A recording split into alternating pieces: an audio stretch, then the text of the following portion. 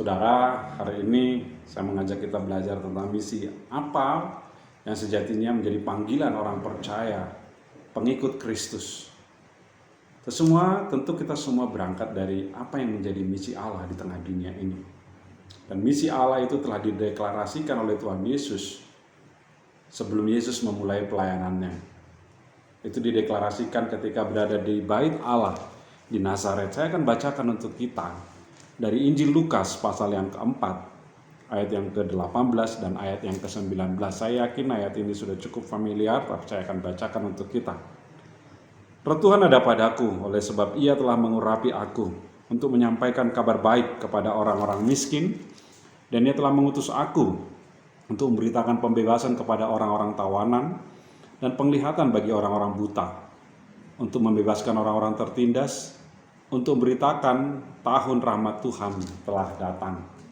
Saudara-saudara, panggilan kepada kita tentu harus sejatinya kita belajar dari apa yang Tuhan kita sendiri lakukan. Kalau kita lihat teks ini adalah merupakan pengulangan dari kitab Yesaya pasal 61 ayat 1 dan ayat 2. Dan disampaikan oleh Tuhan Yesus setelah pembaptisan yang dilakukan oleh Yohanes Pembaptis, bagaimana Roh Kudus dalam rupa burung merpati turun atas Tuhan Yesus, dan setelah itulah dia kemudian mendeklarasikan. Setelah Allah berkata, "Inilah anakku, kepadanya lah aku berkenan," maka Yesus juga mendeklarasikan tujuan datangnya dia ke dunia ini.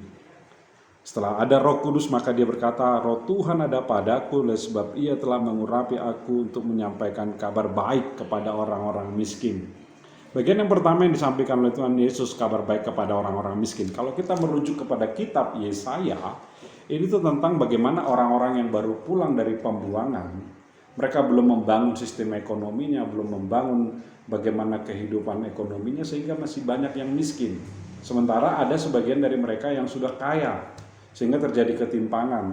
Maka dalam konteks Yesaya akan ada janji pemulihan bagi mereka, bahwasanya menjadi sebuah tantangan bagi orang-orang kaya untuk lebih memperhatikan orang-orang miskin pada saat itu. Nah, pada ketika Yesus pun datang, dia tetap membawa kabar baik itu kepada orang-orang miskin. Miskin dalam konteks misi yang bisa kita kerjakan bisa jadi misi berupa karitatif, dan ini banyak dilakukan oleh orang-orang, bahwasanya orang melakukan pemberian berbagi, itulah karitatif, sifatnya karis, perbuatan kebaikan berupa pemberian. Tapi satu sisi yang lain kita mesti ingat, di samping karitatif kita sejatinya bekerja lewat tindakan kuratif, pemulihan. Bagaimana masyarakat miskin, tentu mereka tidak ingin tetap miskin, tapi kita menolong mereka untuk bangkit dari kemiskinannya dengan menolong mereka, memberdayakan apa yang ada mereka, potensi yang ada dalam diri mereka temukan, sumber yang ada di sekitar mereka temukan, untuk kemudian diberdayakan menjadi potensi ekonomi yang menolong mereka keluar dari garis kemiskinan. Tapi dari sisi yang lain, kemiskinan yang dimaksudkan di sini tidak hanya karena tidak memiliki, tapi niat serakah dari orang sudah ada padanya, tapi dia tetap merasa kurang. Ini juga adalah orang miskin yang dimaksudkan. Ambisi-ambisi dalam hidupnya ingin mencapai ini adalah orang miskin yang dimaksudkan di sini. Orang yang kaya adalah orang yang berani berkata cukup atas dirinya dan bersyukur atas apa yang ada pada dirinya saat ini.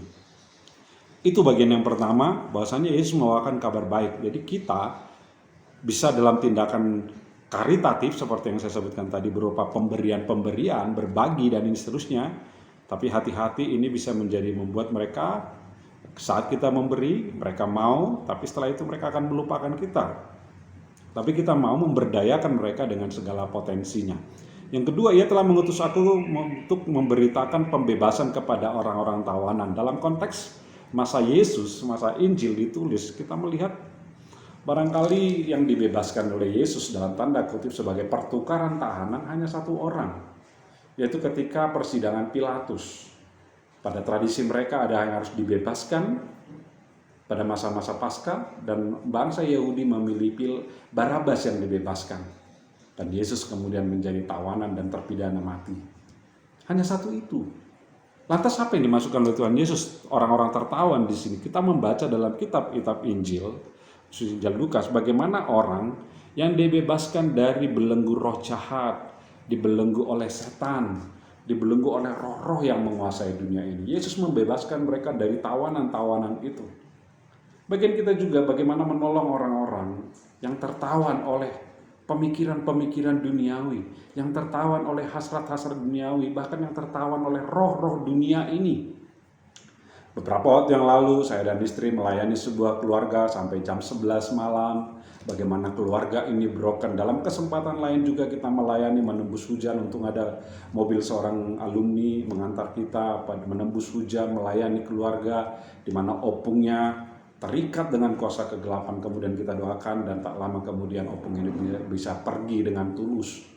Dalam kesempatan lain juga melakukan pelayanan kepada orang-orang yang penuh dengan kemarahan, tertawan dengan orientasi seksual yang tidak benar. Kita mencoba menolong, membebaskan mereka, tentu dengan mengandalkan kuasa Tuhan. Maksudnya di sini adalah bagaimana kita, tindakan misi yang bisa kita kerjakan adalah menolong orang-orang seperti ini yang barangkali mereka tidak kekurangan secara makanan, tapi ada hal lain yang bisa kita tolong dalam menolong mereka, bermisi bagi mereka. Ini sepertinya berada semacam undercover.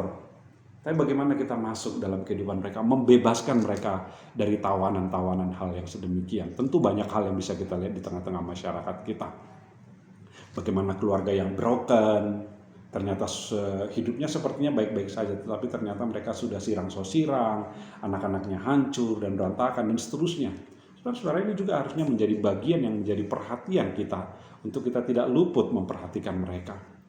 Dan penglihatan bagi orang-orang buta untuk membebaskan orang-orang yang tertindas. Orang yang buta tidak bisa melihat kebenaran, buta tidak bisa melihat kemana tujuan hidupnya. Buta tidak bisa membedakan apa yang kehendak Tuhan, apa yang tidak kehendak Tuhan. Tidakkah sejatinya ini menjadi ladang misi yang harusnya kita kerjakan? Orang-orang yang tertindas, orang-orang yang buta tadi, bagaimana kita mencelikkan mata rohani mereka.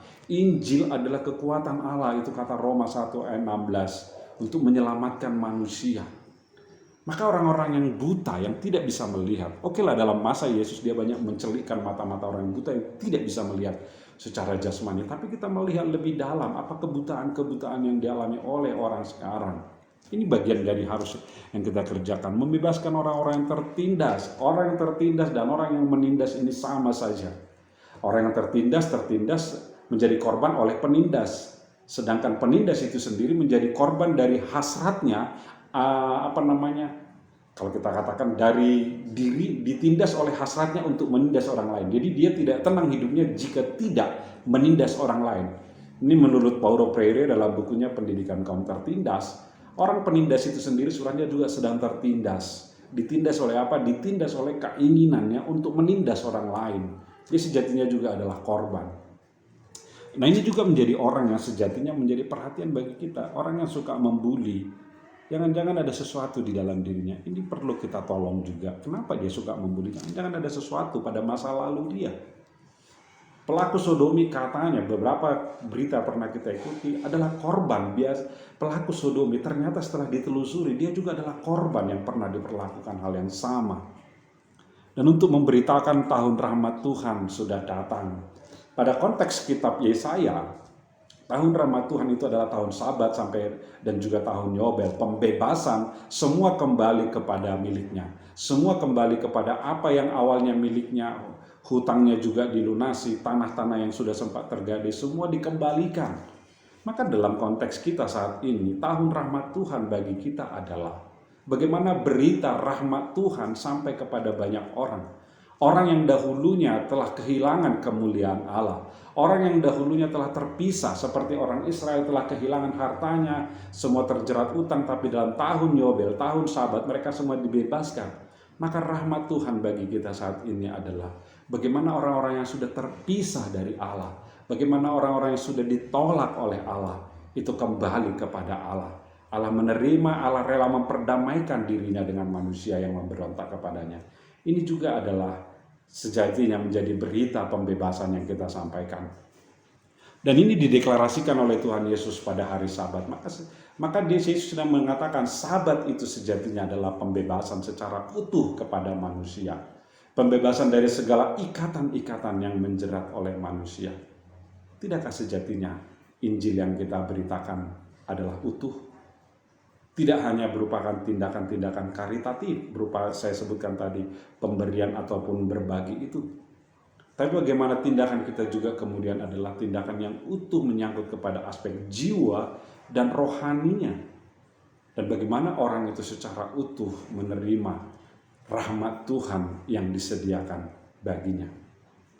Saudara-saudara yang kekasih, sekali lagi ketika kita bicara tentang misi Allah, maka Lukas 4 ayat 18 sampai 19 sejatinya menjadi sebuah perenungan-perenungan bagi kita, apa dan bagaimana kita sejatinya mengerjakan misi kita. Kiranya Tuhan menolong kita, memberkati kita untuk bermisi di ladangnya. Tuhan Yesus memberkati kita.